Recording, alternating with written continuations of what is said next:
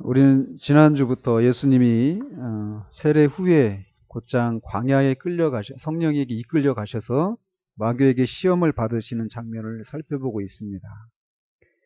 지난주에는 좀 서론적인 그런 내용들을 이렇게 다루었죠. 그래서 이 예수님이 이 시험하는 자, 곧 마귀, 사탄에게 시험을 받으시는데 이 시험이 우리가 겪는 시험과 같이 실제적인 그런 시험이었는가? 이런 질문을 먼저 드렸었죠. 왜 이런 질문을 던지느냐면 예수님은 우리와 같은 인간이시지만 죄는 없으신 그런 분이시란 말이죠. 죄를 모르시고 죄가 없으신 분이시기 때문에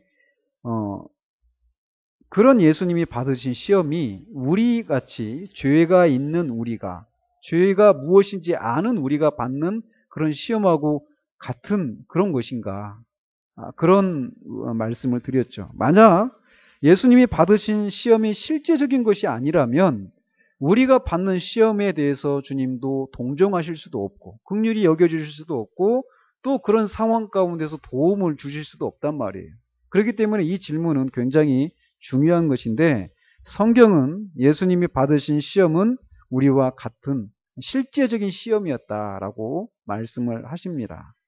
그러면서 이게 실제적인 시험이었지만 우리와는 다른 점이 있다라는 거예요. 다른 점도 있고 유사점도 있다라는 거죠. 즉 우리는 시험을 받을 때 우리 안에 그 사단의 그런 음성에 동조하는 우리 안에 있는 그런 이 부패한 그런 악한 충동이나 욕심이 그 요구에 응답하면서 시험에 우리가 빠지게 되는데 그런 측면에서는 예수님은 다르시다라는 거죠, 우리와. 그 안에 예수님 안에는 우리가 가지고 있는 그런 내적인 악한 충동이나 욕심은 없단 말이죠. 그러나 똑같이 우리가 외부로부터 그 외부의 그런 음성에 우리가 외부의 그런 외부로부터 그런 유혹을 받는 것처럼 주님도 그렇게 외부의 유혹을 받는 것은 사실입니다. 그러나 우리 안에서 일어나는 그런 과정하고는 다르다라는 거죠. 근데 이제 어떤 면에서 그러면 같다라고 말할 수 있느냐면, 예수님이 지금 여기서 우리가 살펴보게 되는 것처럼, 예수 그리스도에게 있어서도 시험이 실제적이었는데 왜 그러느냐면, 이 필요에 대한 느낌을 가진다라는 거예요. 배고프다라는 거. 그래서 이 배고픔을 채워야 된다. 라고 하는 그런 필요를 느꼈다라는 거죠. 우리처럼. 그런 면에서 실제적이었다라는 것이죠. 또 이 사단이 이 필요를 만족시키도록 유혹하고 있다는 사실을 인식하고 있다라는 것. 이것도 우리와 똑같습니다. 그리고 그 시험하는 자를 물리쳐야 한다라는 생각, 그리고 이런 문제의식에서 비롯되는 갈등이 분명히 있었다라는 면에서 주님의 시험은 실제적인 것이었다라고 말할 수 있다라고 지난주에 말씀드렸습니다. 그래서 주님의 마음은 외부의 유혹에 절대 반응하지 않는 어떤 기계 같은 얼음장처럼 차가운 그런 마음이 아니었다라고 말씀을 드렸죠. 그는 이 모든 시험에서 우리와 한결같이 시험을 받으신 분이신데 모든 시험을 이기셨으므로 우리를 동정하실 수 있고 그것을 넘어서서 도움을 주실 수 있는 우리의 대제사장이시다라고 이렇게 말씀을 드렸습니다.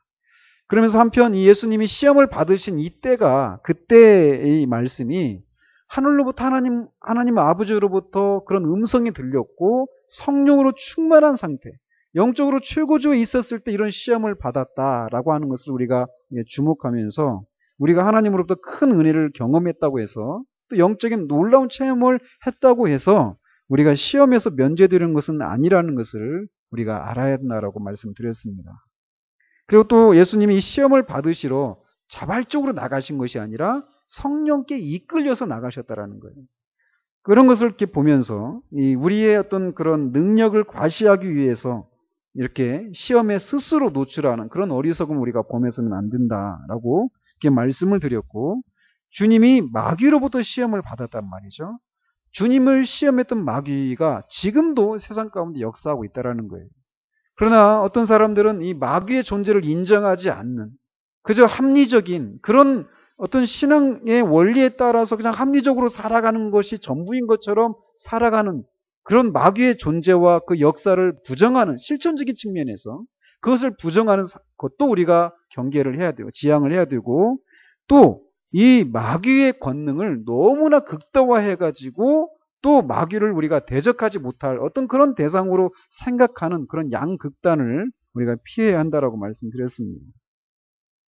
그리고 주님이 마귀에게 시험을 받으신 이유는 메시아로서의 그런 중차대한 사역을 감당하기에 합당하도록 준비되시기 위함이었다라고 이렇게 말씀을 드렸습니다. 자, 그러면서 이제 오늘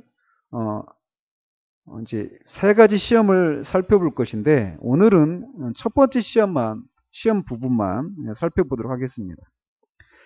아무튼 이 첫 번째, 두 번째, 세 번째 이 세 가지 시험이 그 시험의 양상은 다릅니다. 그 시험을 통해서 의도한 것이 조금씩 달라요. 그러나 이 시험을 통해서 사단이 노렸던 궁극적인 목적은 이 그리스도로 하여금 하나님께 대해서 죄를 짓게 해서 영원히 그 죄인들을 위한 희생 제물이 될 수 없도록 하기 위함이었다라고 하는 면에서 이 시험의 궁극적인 목적은 똑같습니다. 양상은 달라도 각각은 조금씩 차이가 있어도 하나님께 죄를 지으면 그 죄인들을 대신하기 위해서는 하나님의 그 어린 양 희생 제물이 되기 위해서는 흠도 점도 없어야 된단 말이죠. 그런데 죄를 짓게 함으로써 그런 일을 못하도록 하고자 하는 그런 목적을 가지고 시험을 했다라는 거예요. 그러면서 이제 그 한 가지 한 가지를 이렇게 살펴보면 이렇게 이제 예수님께서 광야에서 40일을 금식하시고 줄여 계셨을 때 예수님을 향해서 시험하는 자가 나왔습니다. 그래서 시험하는 자가 예수께 나와서 이렇게 말을 하는 것을 통해서 우리가 알 수 있는 것은 시험이 예수님의 안에서 있었던 것이 아니라 외부로부터 이렇게 왔다라는 것이 분명하다라는 거죠. 그래서 지난주에도 말씀드린 것처럼 우리는 오직 이런 면에서만 그리스도께서 시험을 받으신 것으로 생각을 해야 된다는 거예요. 우리와 같이 내부에 어떤 약한 충동이나 욕망이 있어서 그것 때문에 우리가 미혹되는 시험에 빠지게 된 이런 것과는 다른 양상이라는 것을 우리가 먼저 기억하자라는 거죠.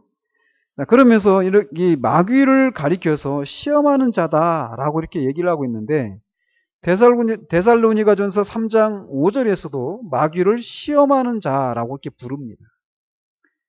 마귀는 사람들로 하여금 시험을 해서 결국 목적은 무엇이냐면 죄에 빠지도록 하는 거예요. 근데 이렇게 사람들을 시험해서 죄에 빠지도록 하는 일을 하는 자가 마귀고 그래서 그를 시험하는 자다라고 부르는데 그는 시험하는 데에서 그치는 것이 아니라는 거예요. 그는 사람을 유혹해서 죄에 빠지게 한 다음 그 죄에 빠진 사람을 참소합니다. 시험하는 자가 이제는 참소하는 자로 둔갑을 하는 것이죠. 그래서 더욱이 그는 자기의 시험에 미혹되어 죄에 빠진 자를 참소할 때 그 바로 시험에 빠지게 한 빠진 그 죄만 가지고 참소하는 것이 아니라 그 시험에 빠진 자가 이전에 이미 그리스도를 통해서 하나님께 용서받은 죄까지도 들추어내서 밤낮 쉬지 않고 하나님 앞에 참소하는 자이기도 하다라는 거죠. 그래서 계시록 12장 10절에도 우리 형제들을 참소하던 자, 곧 우리 하나님 앞에서 밤낮 참소하던 자가 쫓겨났고 라고 말하면서 그가 하는 일이 시험하는 자일 뿐만 아니라 참소하는 자다라고 하는 것을 우리가 알 수 있는 거죠. 그렇게 시험하는 자가 이제 예수님께 나와서 네가 만일 하나님의 아들이거든 명하여 이 돌들로 떡덩이가 되게 하라라고 시험을 합니다. 왜 이것이 시험이라고 할까요? 오늘 살펴보려고 하는 것이 그 내용입니다. 주님은 분명히 메시아로서 하나님의 아들로서 이 일을 할 수 있는 능력이 있으시단 말이에요. 그죠? 분명히 돌들로 떡덩이를 만드실 수 있는 그런 능력이 있으신 분이셔요. 근데 그런 능력을 가지시고 계신 분에게 그렇게 한번 해봐라 라고 말하는 이 사단의 이 말이 왜 시험인가? 왜 이게 하나님께 죄를 짓게 만들려고 하는, 그래서 이 메시아의 직분을 감당하지 못하도록 만들려고 하는 그런 시험인가? 이런 내용을 우리가 살펴보려고 합니다. 자, 사탄은 지금 이 말을 통해서 이렇게 얘기를 하고 있는 거예요. 뭐냐면 우리가 지난주에 봤던 것처럼 3장 17절에 예수님이 세례를 받으실 때 하늘로부터 소리가 있었단 말이죠. 그러면서 이 하나님 아버지께서 예수 그리스도에게 이는 내 사랑하는 아들이요 내 기뻐하는 자라라고 하시는 이런 말씀을 해주셨단 말이에요. 즉 하나님 아버지가 예수님을 향해서 하나님의 아들이다, 내 아들이다라고 이렇게 말씀하셨단 말이죠. 그러니까 그런 음성을 분명히 네가 하늘로부터 이렇게 들었고 네가 지금 그것을 믿고 있다라면, 그리고 그것이 사실이라면 그 하나님의 아들로서의 권세를 이용해서 네가 지금 배고파서 줄이고 있는 그 고통을 면해봐라.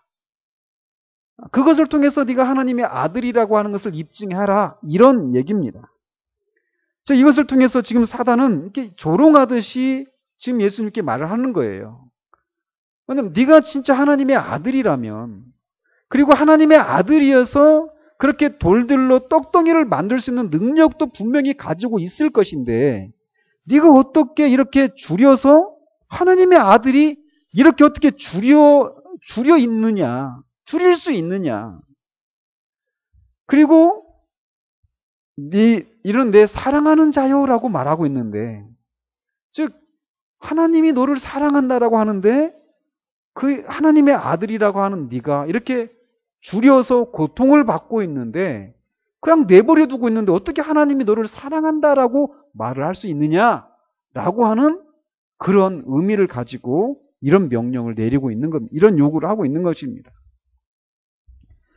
한편 사탄이 예수님을 향해서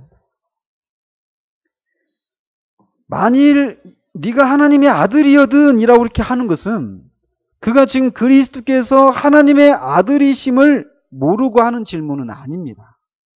왜 우리가 이렇게 유추할 수 있느냐면 마가복음 1장 24절에 보면 귀신들이 직관적으로 예수님을 하나님의 거룩하신 자로 알아보고 막 부르짖습니다. 귀신들이 예수 그리스도를 알아봤단 말이에요. 그러자 그들의 우두머리인 마귀가, 사탄이 그리스도께서 하나님의 아들이심을 미심쩍어 해서 이렇게 물어본 것은 아니란 말이에요. 또는 이 질문이 예수님이 지금 하나님의 아들이라고 하는 이런 예수님 당신 자신이 이런 기적을 행할 수 있는 능력이 있는 하나님의 아들이라고 하는 것을 예수님이 얼마나 확신하고 있는가, 이것을 알아보고자 해서 이런 질문을 한 것도 아닙니다. 지금 마귀는 지금 분명히 그리스도가 예수님이 하나님의 아들이시라는 것을 알고 찾아왔단 말이에요. 그러니까 이 말, 만일 네가 하나님의 아들이거든 이라고 하는 이런 말은 차라리 네가 하나님의 아들이거늘 이라고 하는 이런 말로 바꿀 수 있다는 거죠. 그러니까 사탄은 지금 주님께 이렇게 말하고 있는 거예요. 너도 알다시피 네가 하나님의 아들이거늘 이렇게 비참하고 연약한 상태로 있는 것이 가당키나 한 것인가? 만일 하나님이 네 아버지시라면 네가 이렇게 굶주려 죽게 된 것을 내버려 둔단 말인가?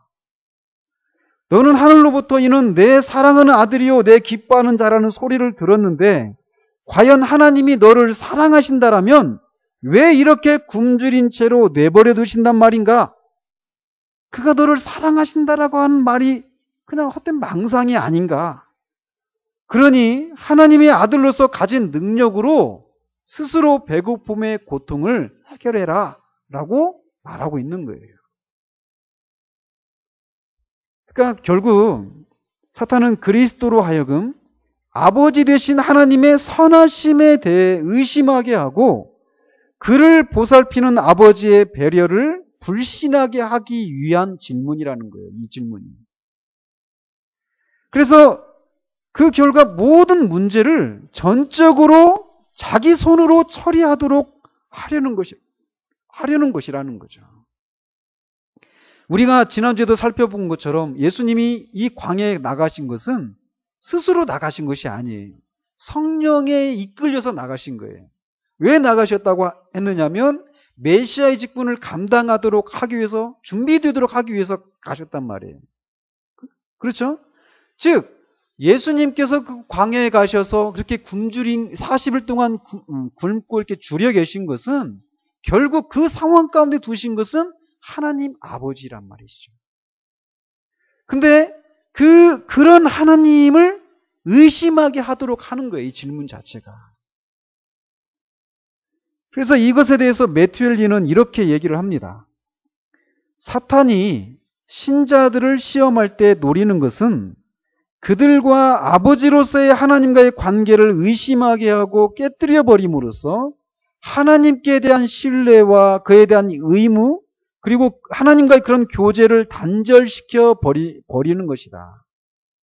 그래서 형제의 위로자로서의 선한 성령은 그들이 하나님의 자녀라는 사실들을 입증하지만 형제의 고소자로서의 악한 영은 할 수만 있으면 그 증거를 동요시키려고 하는 것이다 라고 말을 합니다.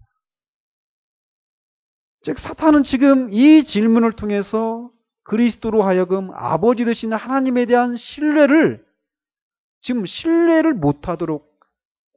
못하도록 하기 위한 그런 고도의 질문이라는 거예요. 네가 하나님의 아들이라면, 하나님이 너를 사랑한다라면 어떻게 이렇게 고통스러운 상황 가운데 둘 수가 있는가라는 거죠. 그러니까 하나님은 너를 사랑하시지 않는다. 그러니까 네가 하나님의 아들이라면 네가 가지고 있는 능력으로 스스로 네 고통스러운 상황들을 해결해라 라고 얘기를 하는 겁니다. 지금.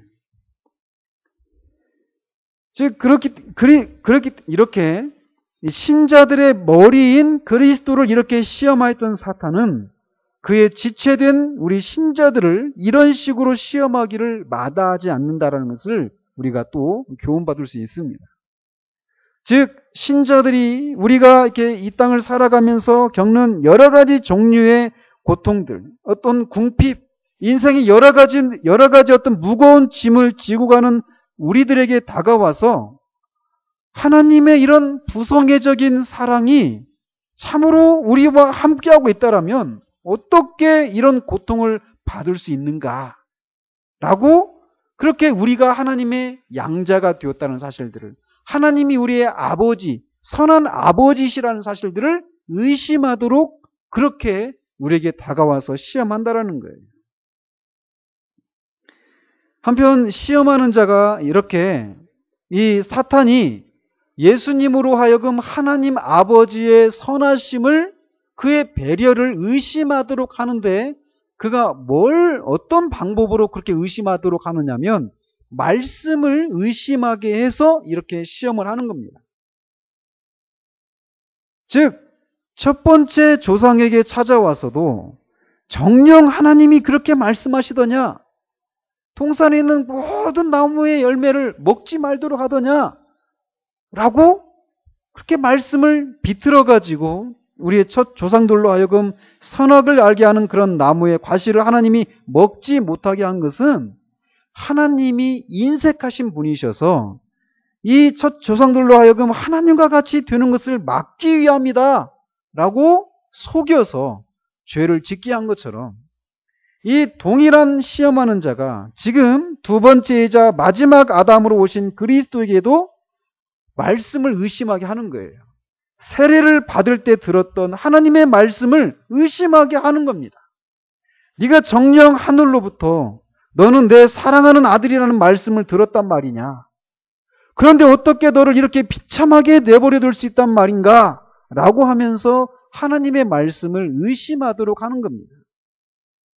그러므로 우리가 하나님의 말씀을 의심할 때는, 우리가 하나님의 말씀이 의심하고 있는 그런 상황 가운데 있을 때는 우리가 마귀에게 기회를 제공하고 있다라고 하는 것을 명심을 해야 된다라는 거죠. 또한 사탄은 이 말을 통해서 이렇게 하나님의 그런 하나님의 선하심에 대해서 의심하고 그 예수 그리스도를 하나님이 보살피실 것이다라고 하는 것을 그 하나님의 그 배려를 불신하게 하도록 하는 그런 의도도 있을 뿐만 아니라 또 사탄은 이 말을 통해서 예수님이 하나님의 아들이심을 입증할 절호의 기회를 기회를 얻은 것이라고 지금 넌지시 말을 하고 있는 것입니다.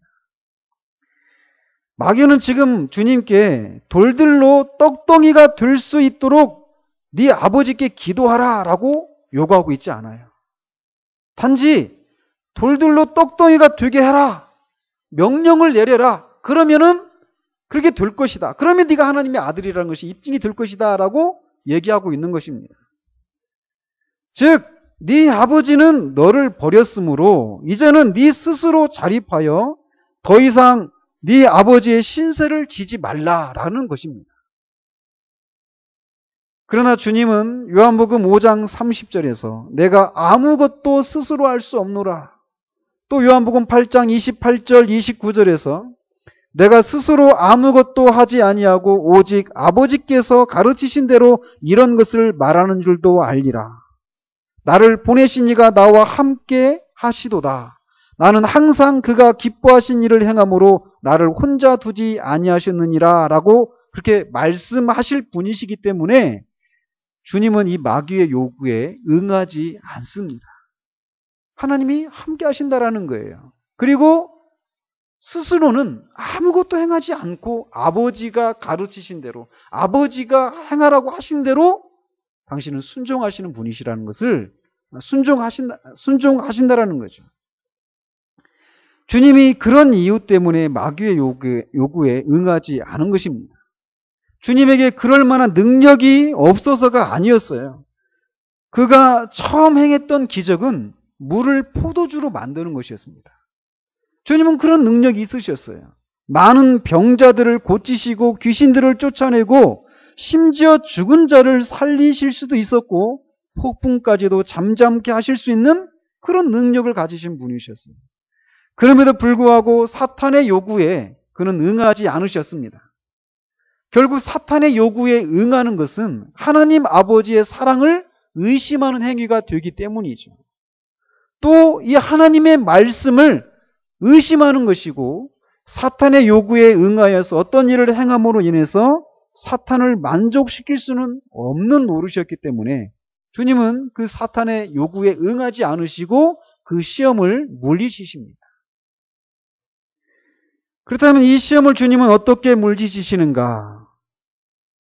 기록되었으되, 즉 말씀으로 주님은 이 사탄의 시험을 물리치십니다.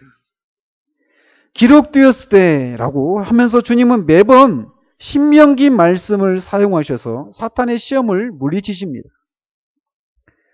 주님은 말씀 그 자체이시기 때문에 얼마든지 기록된 말씀이 아닌 신적인 능력으로 사탄을 쉽게 반박하고 좌절시키실 수 있으셨어요. 그러나 그는 기록된 말씀을 사용하셔서 사탄의 시험을 물리치시기를 기뻐하셨습니다. 이는 우리로 하여금 우리가 어떻게 사탄을 물리칠 수 있는지를 가르치시기 위함이었습니다. 그럼 우리가 지난주 오전에도 말씀드린 것처럼 우리가 죄를 짓기를 원하지 않는다라면 말씀을 우리 마음 가운데 두어야 된다고 말씀드렸잖아요. 그런 것처럼 그렇게 말씀을 우리 마음 가운데 두고 성령의 검, 곧 하나님의 말씀을 그것을 외워서 우리 마음 가운데 있는 그 말씀을 시적절하게 사용해서 사탄의 시험을 물리치는 것을 배워야만 합니다. 자, 그러면서 주님이 이제 사탄의 그 시험에 대해서 말씀으로 대답을 하시는데 뭐라고 말씀하시느냐면 사람이 떡으로만 살 것이 아니요 하나님의 입으로부터 나오는 모든 말씀으로 살 것이다 라고 말씀하십니다. 이 말씀은 신명기 8장 3절을 인용한 것입니다. 그래서 이 말씀을 통해서 하나님께서 이스라엘을 이 만나로 양육하신 것은 사람이 떡으로만 살 것이 아니라는 사실을 이스라엘 백성들에게 가르치기 위한 것이라는 것을 지금 주님은 그 말씀을 통해서 이렇게 사탄에게 말을 하고 있는 거예요.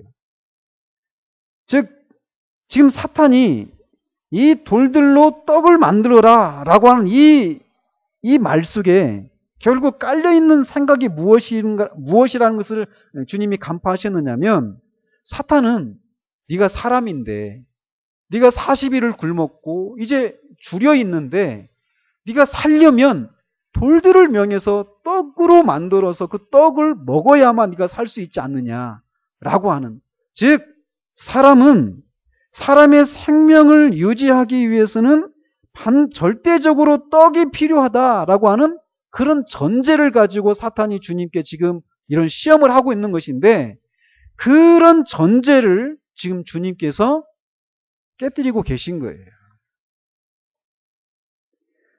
즉 사람의 생명을 유지하기 위해서는 먹을 것이 필요한 것이 사실이지만, 사탄이 전제하는 것처럼 사람의 생명을 유지하기 위해서, 사람이 살기 위해서는 절대적으로 떡이 필요하다라고 하는 이 전제를 주님이 지금 거부하고 있는 것입니다.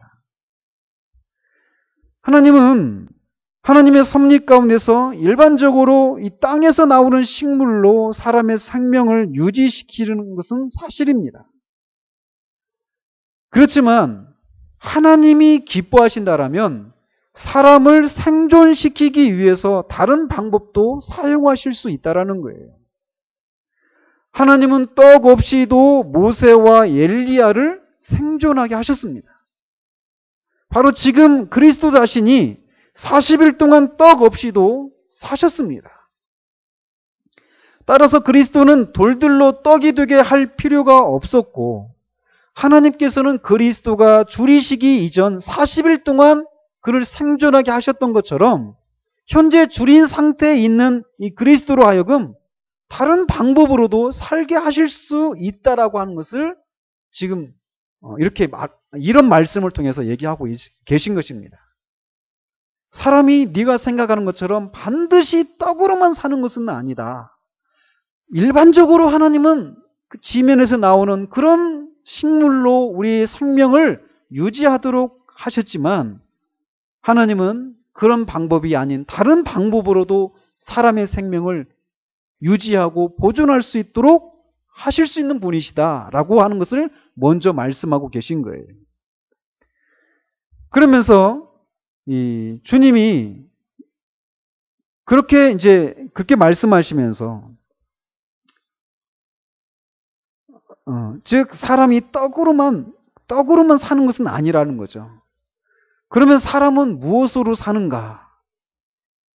이런 질문에 대해서 하나님의 입으로 나오는 모든 말씀으로 살 것이라 라고 주님이 말씀하십니다. 즉 주님은 지금 떡만 강조하는 사탄에게 사람은 떡만이 아니라 이 땅의 양식과 하늘의 양식을 대조하면서 사람의 생명은 하나님을 떠나서는 살 수 없다라는 것을 말하고 계신 것입니다. 즉 결국 이 말씀, 하나님의 입으로 나오는 모든 말씀으로 살 것이다, 이 얘기는 사람이 일반적으로 사람의 생명을, 육신의 생명을 유지하기 위해서는 땅의 양식이 필요하지만 사람은 땅의 양식만이 아니라 하늘의 양식도 필요하다라는 거예요. 결국 하나님의 입에서 나오는 모든 말씀으로 산다라는 거죠. 즉 인간은 하나님의 입에서 나오는 모든 말씀에 순종하며 이 하나님을 사랑하는 것에 생존의 원동력이 거기에 있다라고 하는 것을 주님이 말씀하고 계신 거예요. 즉 이 말씀은 그렇기 때문에 신명기 6장 5절에 있는 것처럼 너는 마음을 다하고 뜻을 다하고 힘을 다하여 내 하나님 여호와를 사랑하라 라고 하는 말씀과 일맥상통하는 것입니다. 사람이 분명히 떡이 필요합니다. 그러나 떡이 충만하게 있다고 해서 인간이 살고 있다라고 말할 수 있는 것은 아니라는 거예요. 또 반대로 인간에게 떡이 필요하지만 떡이 없을 수도 있지만 떡이 없는 상황에서도 인간은 살 수 있다. 하나님의 말씀을 통해서, 하나님의 은혜를 통해서, 하나님을 통해서 인간은 살 수 있다라고 말씀하고 계신 거예요. 이런 주님의 말씀을 우리가 생각할 때 결국 이 말씀은 요한복음 4장 34절에 나의 양식은 나를 보내신 이의 뜻을 행하며 그의 일을 온전히 이루는 이것이니라 라고 주님이 제자들에게 말씀하시잖아요. 즉 사람이 사는 방식, 이거는 떡으로만 사는 것이 아니라 결국 하나님의 뜻을 행하며 하나님의 일을 온전히 이루는 것, 그 하나님을 사랑하고 그 말씀에 순종하며 살아가며 하나님의 뜻에 순종하며 살아가는 것을 통해서 사람이 사는 것이다라고 말하고 있다라는 거죠. 이런 말씀을 볼 때 우리는 이 세상을 살아가는 많은 사람들이 지금 사단이 제시하는 것처럼 사람에게 있어서 떡이 절대적으로 필요하다라고 생각을 하면서 그 떡을 얻기 위해서 인생을 낭비하는, 그 떡만 위해서 살아가는 수많은 사람들을 보면서 사실 그들이 살아있다라고 육신의 생명은 유지하며 살아가고 있을지 모르지만 실제적으로는 살아있는 것이 아닌 그런 모습으로 살아가는 경우들을 우리는 너무 우리 주변에서 많이 보고 있다는 거죠. 그렇기 때문에 주님은 요한복음 6장 27절에서 썩을 양식을 위하여 일하지 말고 영생하도록 있는 양식을 위하여 하라. 이 양식은 인자가 너에게 주리니 인자는 아버지 하나님께서 인치신 자니라 라고 말씀하십니다. 얼마나 많은 사람들이 이 사단의 이 시험을 시험으로 알지 못한 채 썩을 양식을 위해서만 일하는, 인생을 허비해버리는, 그래서 그 썩을 양식이 없는 것을 인하여서 그 생을 누리지 못하는 그런 사람들이 얼마나 많은가라는 거죠. 예수님은 이런 말씀을 통해서 아버지의 사랑과 배려를 불신하게 하려고 하는 사단의 시험에 대해서 이 대답을 통해서 아버지는 결코 당신 자신을 버리시지 않는 그런 분이시다라고 하는 것을 그렇게 확고부동하게 신뢰하고 있다는 것을 이런 말씀을 통해서 표현하신 것입니다.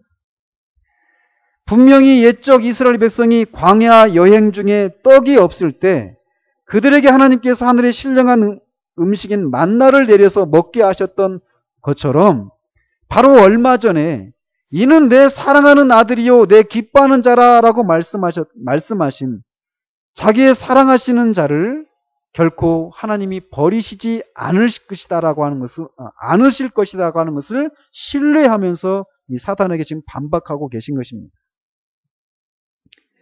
결국 주님은 이런 대답을 통해서 당신 자신의 욕구 충족을 위해서 메시아적인 능력을 사용하시지 않고 아버지의 뜻에 순종하여 고난과 죽음을 통해서 메시아로서의 사명을 완수하실 수 있으셨습니다.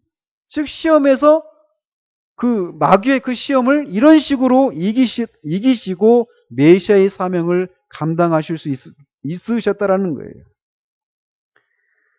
그러므로 우리의 머리 되신 주님이 우리의 대표가 되셔서 이 결핍의 땅 광야에서 첫 번째 아담이 실패한 시험에서 주님은 승리하셨습니다.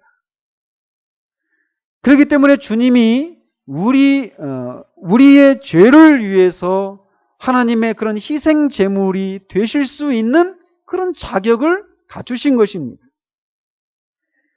또 머리 되신 주님이 이런 시험을 당하시는 것처럼 그의 형제되고 지체된 우리도 동일한 시험에 직면하게 되는 것은 너무나 당연하다라는 거예요.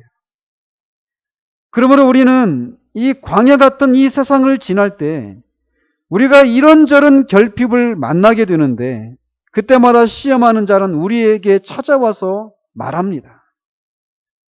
네가 정말 구원을 받아서 하나님의 양자가 되었다면, 그리고 하나님이 선하신 분이라면 어떻게 이런 어려움을 당할 수 있는가?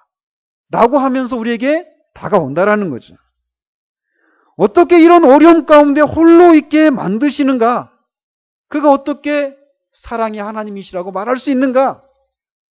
그러니까 스스로 네가 가진 능력으로 네 자신의 삶을 꾸려가라고 요구한다라는 거예요. 너한테 당장 필요한 것은 네가 겪고 있는 이런저런 어려움이 아닌가? 그것만 해결되면 네가 행복하고 고통에서 벗어날 수 있는 것이 아닌가? 그러니 네가 가진 능력으로 너에게 당장 필요한 것들을 얻도록 하라라고 사단이 시험을 한다라는 거예요. 그러나 우리가 어떤 상황 가운데 처한다 할지라도 우리는 끝까지 하나님은 선하신 분이시다라는 것을 붙들어야만 합니다. 주님이 이렇게 사람으로서 사람이 무엇으로 사는가에 대한 답을 이런 식으로 대답을 하셨던 것처럼 사람으로서 이 땅을 어떻게 살아가야 되는가를 주님이 사람으로서 모범을 보이셨던 것처럼 우리도 주님처럼 살아야 한다라는 거예요. 주님이 그런 극단적인 상황 가운데서도 그래서 사단이 어떻게 하나님이 너의 아버지라고 말할 수 있는가? 어떻게 그가 사랑한다라고 하는 말이 이 상황과 조화를 이룰 수 있단 말인가?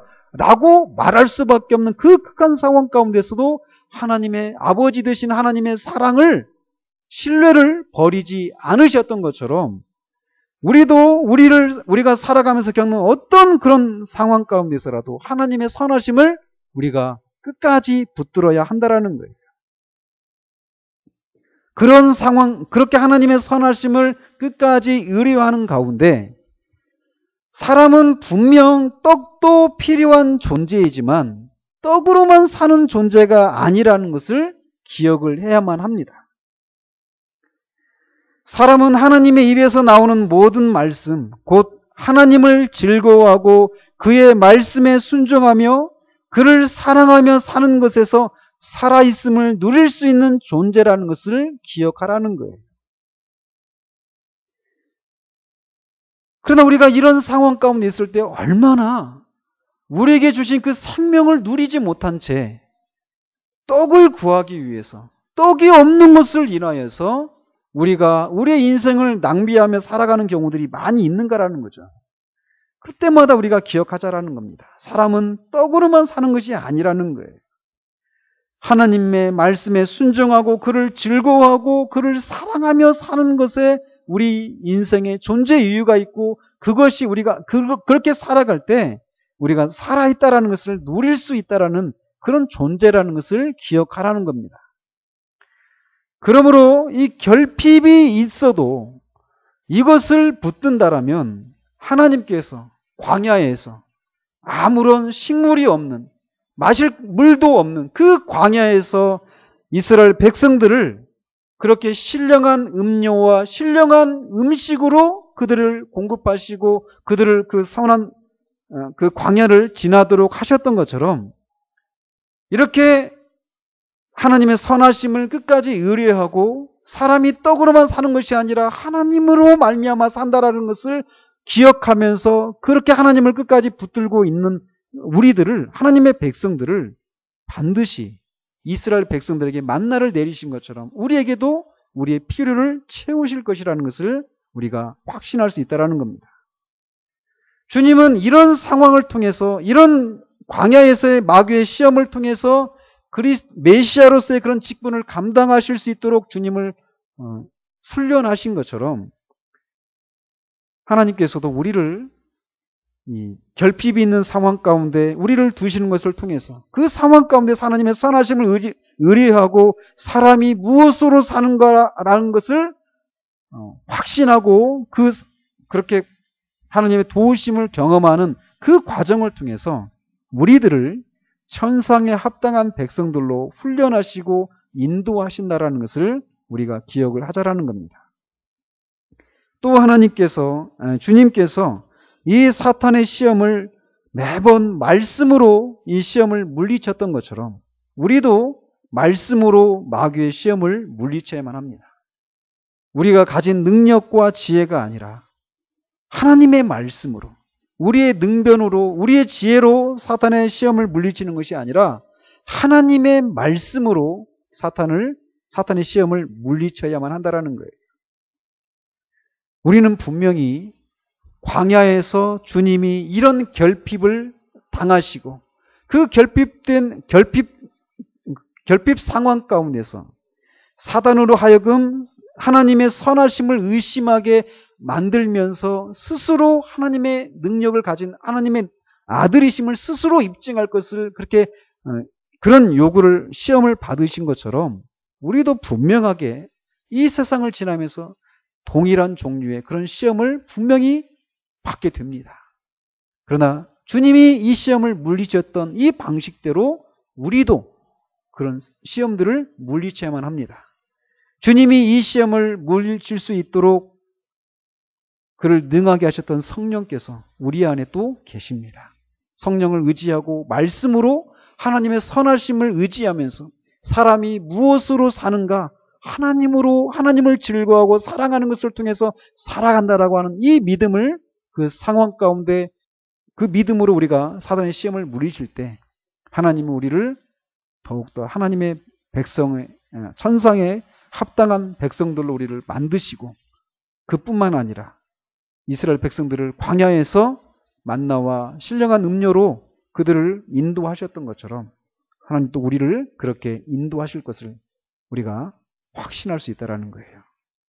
그러므로 어떤 시험을 만나든지 그 시험은 결국 우리로 하여금 온전한 대로 이어가고자 하는 그런 시험이라는 것을 우리가 기억하자라는 겁니다.